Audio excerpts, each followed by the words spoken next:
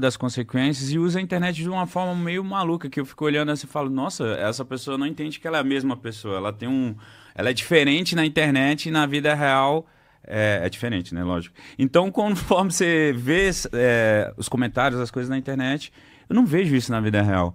Só que é muito louco. Por que que as pessoas têm fazem isso, essa diferença? Na internet eu sou outra pessoa, na vida real eu sou outra. Na internet eu posso ser criminoso, eu posso comentar absurdos, eu posso ter esse tipo de atitude, mas na vida real eu sou outro.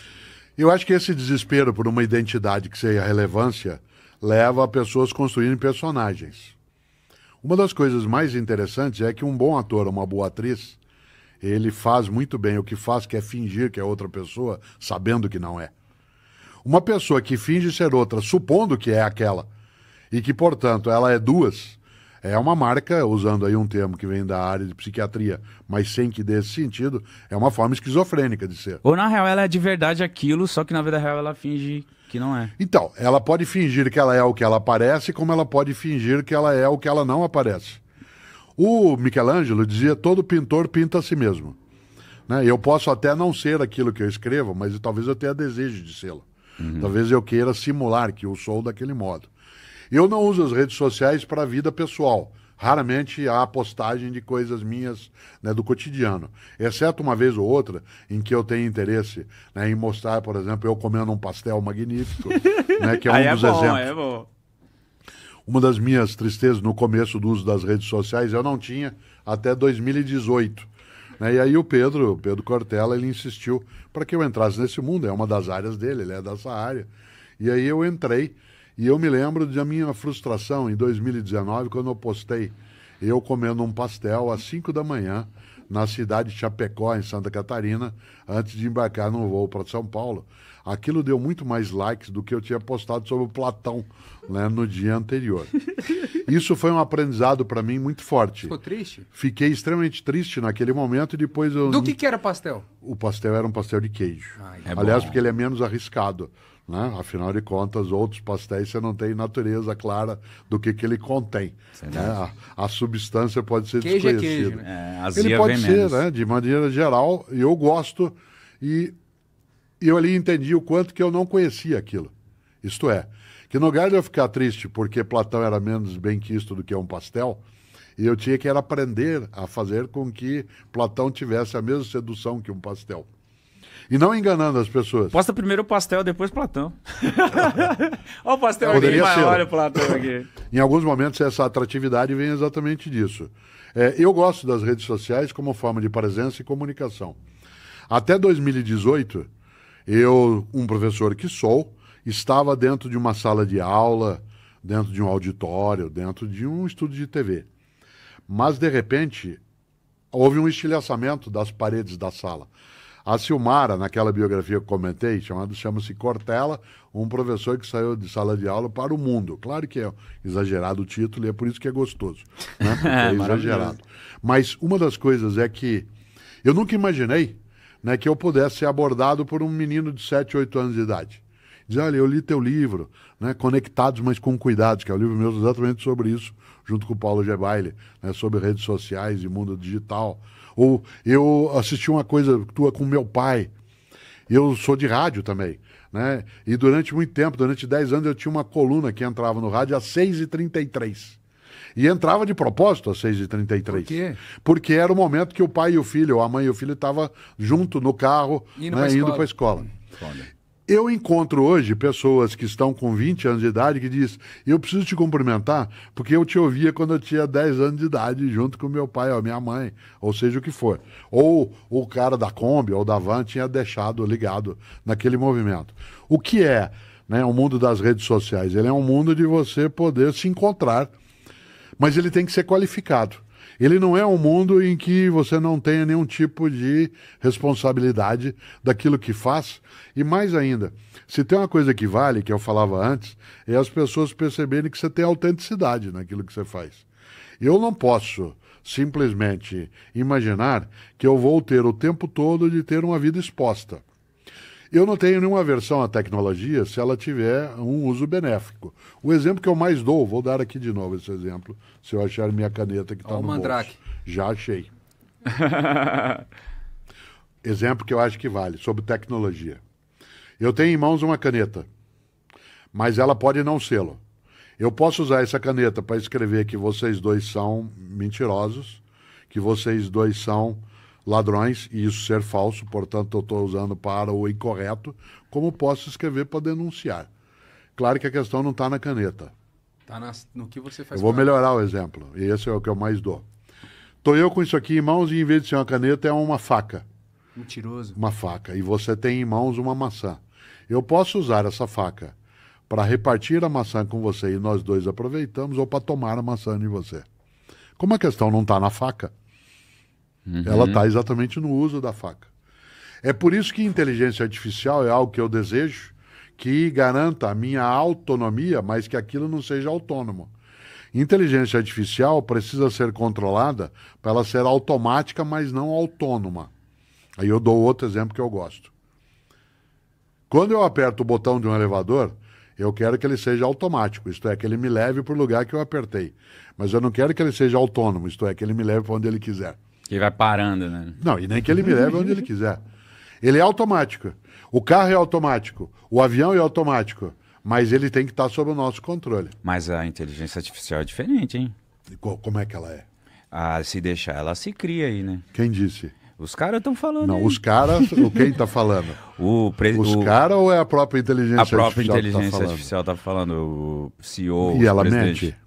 Ela é capaz de alucinar. Deve o termo demais. técnico nessa área é alucinação, quando ela alucina.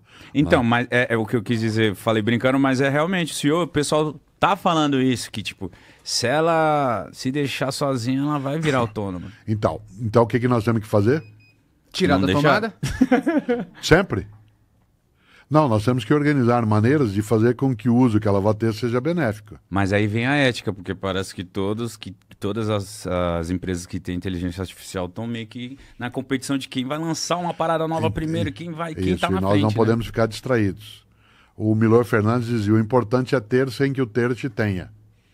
Não seja possuído por aquilo que você possui. Né? Por exemplo, o mundo da tecnologia, ele é um mundo que nos auxilia, nos orienta. Eu e você precisamos de inteligência artificial para várias coisas. Nós já usamos no dia a dia, né, em outros tempos, mas nós não podemos, de maneira alguma, imaginar que seja descontrolado.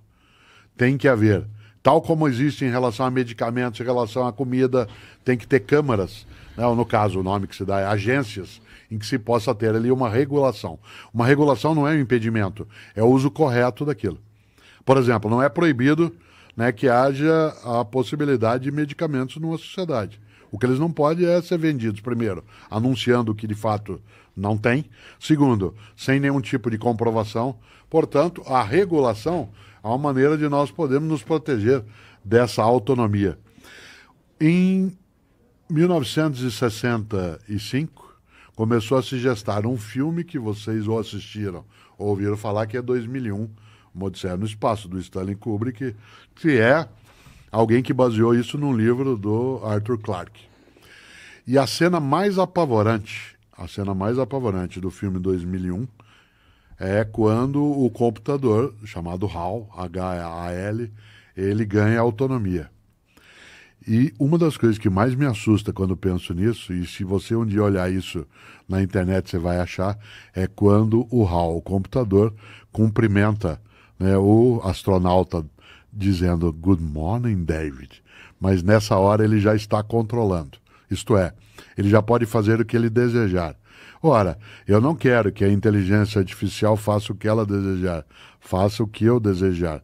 Para que isso aconteça, é preciso que quem a elabora, disponibiliza, comercializa, tenha mecanismos também de controle social, como se tem em relação às outras coisas.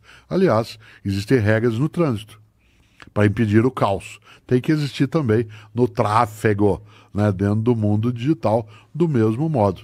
Ninguém é avesso que haja faixas que favoreçam numa avenida onde é que cada um de nós pode e deve ficar. Posso eu sair da faixa? Posso, nos momentos autorizados.